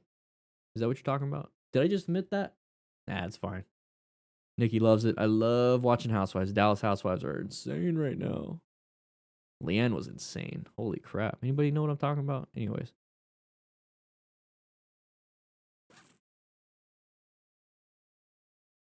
Here, hey, Gabriel, future motorcyclist. Hopefully in less than 6 months from Romania. Hey, just want to say thank you for the type of content you make. Keep up the good work. Gabriel, swing by the Discord. You might find some people local to you. That'd be great. MasterTech 396 started on a 103cc or CI Harley Fat Boy cubic inch. That's what it means. Just respect the power, and you can start on whatever you want. Yeah, exactly. You have to respect the power. Hey guys, I'm gonna start a fire, right? I got a big old pallet of wood. Are you gonna throw the whole pallet of wood on the fire, or are you gonna put a little bit in at a time? That's probably a bad question for all these people here. That's right, Scarlett. You probably throw the whole thing on there and a gallon of fucking gasoline. You know what I'm saying? Do I like sport bikes or trip bikes like Harleys more, Juna? I like sport bikes for what they are. I like them that they're. I never really understood sport bikes on as a commuting bike. It's such an aggressive, stance that it hurts your back. Going to there's a cool factor. There's a cool factor to them. But I always looked at them. It's like are you just getting used to the feel for like track days or something? I like cruisers. I like my FTR. It's a power cruiser type thing, scrambler. I'm not a big fan of sport bikes. Just not a big fan. I don't think I'd ever buy one for myself. I don't think I ever would. Say that now, though. I say that now. So if anything, I'd pick them. I like comfortable bikes. You know, if it's not comfortable, you're never going to ride it. If it's comfortable, you're going to want to get on it all the time. Dan, I got any complaints on your Indian FTR? Every time I look at it, I kind of drool a bit. Crazy Chick 908. No, you know, here's the thing, guys. They actually just came out with the 2022 Indian FTR. It's about an inch and a half shorter. So if you're a short person, it's a little bit easier. The wheelbase is a little bit shorter. 17-inch front wheels. They just announced it. For my 2019 Indian FTR 1200S, any complaints? No. They're working through a lot of things. They had to send me some things for warranties and for recalls. I think they kind of figured that out. I think they figured it out. I love it. Price, maybe. Price is a little crazy. I do like the Triumph Scrambler, though. Like, if I had to compare both, the Indian FTR 1200 and Triumph Scrambler 1200, or is it the Triumph? Yeah, is it? They have a Triumph Scrambler 1200, right? Unless it's not the Scrambler, it's probably just the Triumph something. Those two, you know, the one James Bond had, oof, beautiful. Woo. Oh, the Triumph is beautiful. You guys know what I'm talking about? The 9T's okay. To me, it's just, it looks like a fat kid trying to run with the big boys, like like the Indian. It's just so boxy. It's so boxy. It's like got a little nose, a little tail, but it's like wide. I mean, it's just the way BMWs are. It just doesn't look. It looks like me running. Triumph Scrambler. Let's take a look at that bad boy.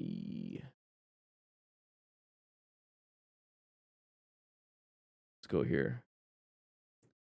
Hey, Riding Hope, welcome back. See, this thing just looks. Let's do that. I mean, come on. Riding Hope, welcome back, baby. This thing just look. Ooh-wee. Doesn't that look good? Doesn't that look good? Like, if I honestly, I wouldn't know. I wouldn't know what I'd want between my FTR and this thing. That thing just looks good. Just looks beautiful.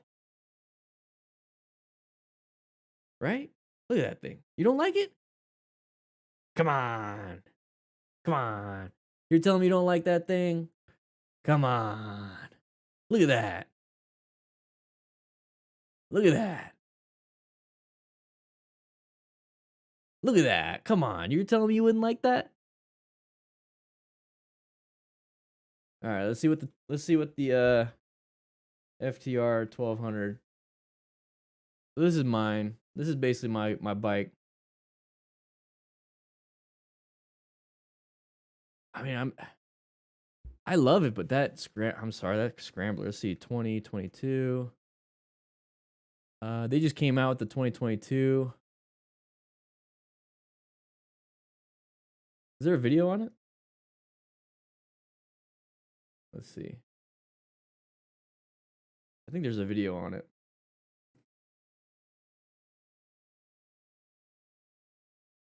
Probably get copyright claimed.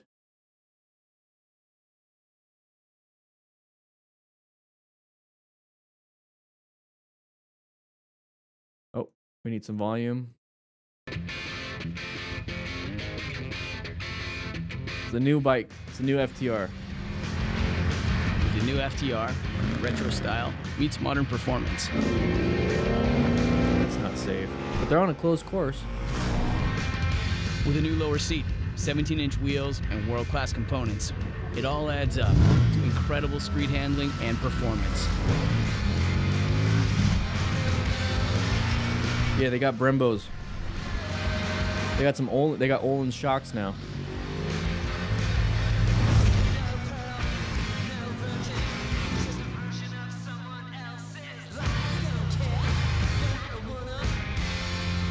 Yeah, I like it. I like it. Yeah, no claims on the music, I guess. Who want it all? The choice is easy. Let's take a look at this. In 2019, Indian Motorcycle redefined American V-twins with the FTR 1200.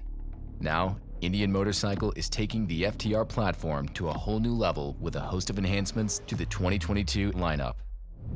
Yeah, a little different than the 2019 that I have. Cool. You know, not a lot of people care about that too much. I mean, I guess if you're going into performance, but here's the thing. They got... So the R Carbon has Öhlins. A little bit different. So that right there, big. Okay. Also, real quick, the total length is pretty big. You're gonna turn it in a little bit quicker. I like the long length, a little bit smoother and easy to go straight, basically, because that's what I do. But it looks like they're trying to get a little sportier on this. A little bit shorter seat height. 30 inches is pretty high. 32. That's what I have to do. I barely can tippy toe on one foot. You can do it. If I could do it. So they shrunk it. That's going to make it harder for you to put any cameras, or because right now the real estate on my handlebars are terrible. So good luck having a phone mount. Good luck having, you know, cameras.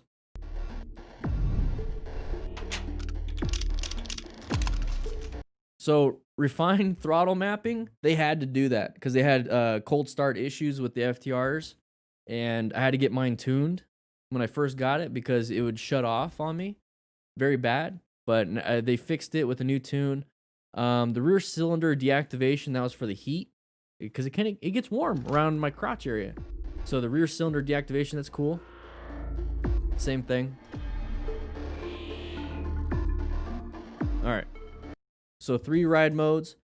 I already have that standard sport rain, but that's on the S model. The base model doesn't usually have that. So I wonder if that's for everything.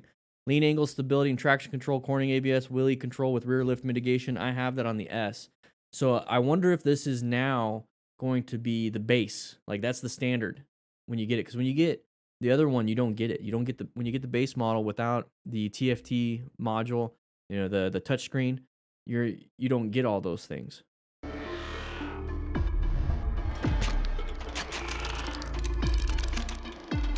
So now standard on S&R models, great. I don't get it. But what I heard is now with the Akrapovic, I think that's how you say it. What's happening is the 2019 models, 2020 models, what they were doing is there was a spot for the set screw that you would drill, and you can pull the baffles and you can pull things out. I guess these are like Euro 5 now compliant, so you can't do that. So you can't remove the baffle. You now pay for a new exhaust or pay for the replacement baffles and all that stuff. And then also down here, this right here was a clasp. So this is the cat. Okay, so this was a clasp. I guess now people are saying that it's welded now. So it used to not be. So you used to be able to take this whole thing off and replace just this section with a new exhaust, like a Bassani, or a Toke or anything like that. So you can keep the main pipe, but then actually take it off. I guess this is all welded now, one piece. Rumor, I assume. I've been reading about it a little bit. See, that I love the white smoke. Now these are replaceable. You can take these off and replace them, but they're like $500. So, you know, I wanted a white, but I'm not going to spend $500 on a white tank.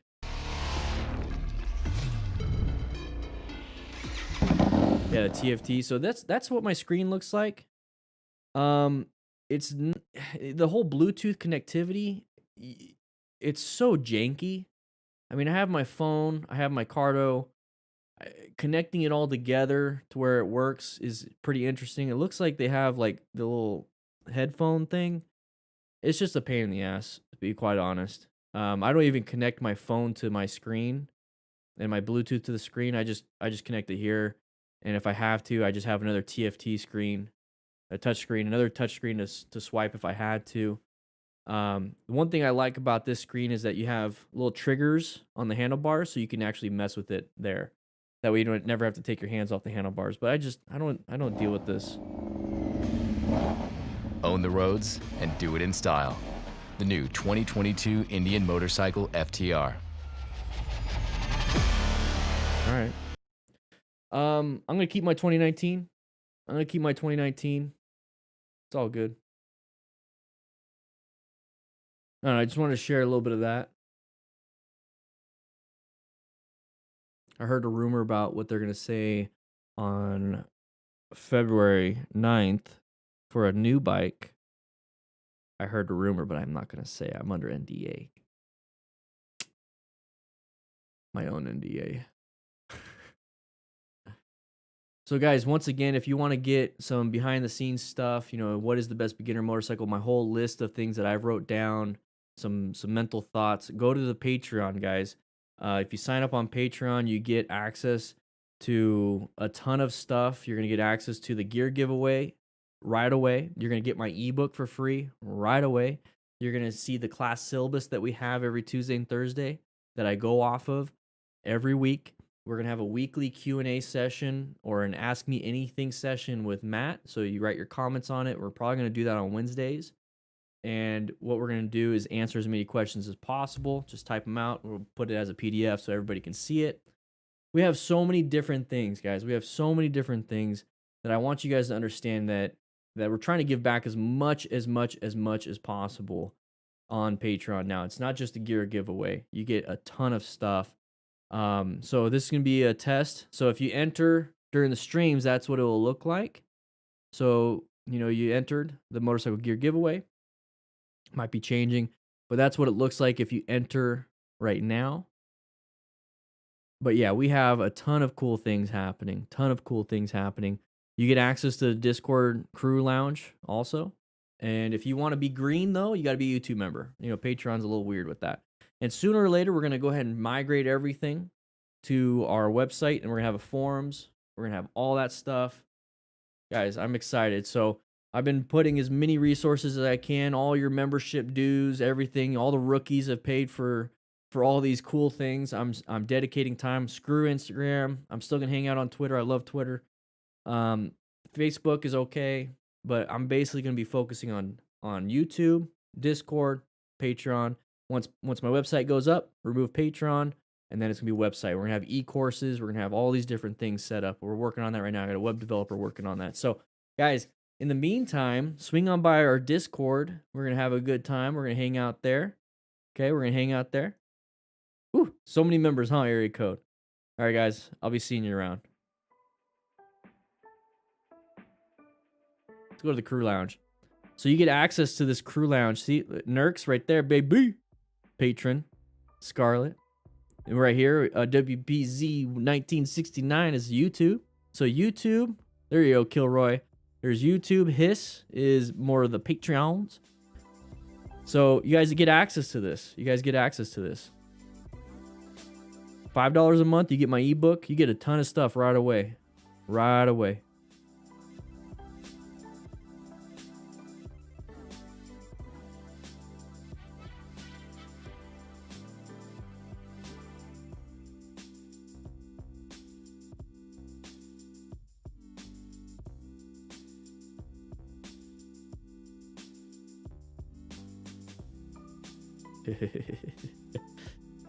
That's how I feel when I dance with adults.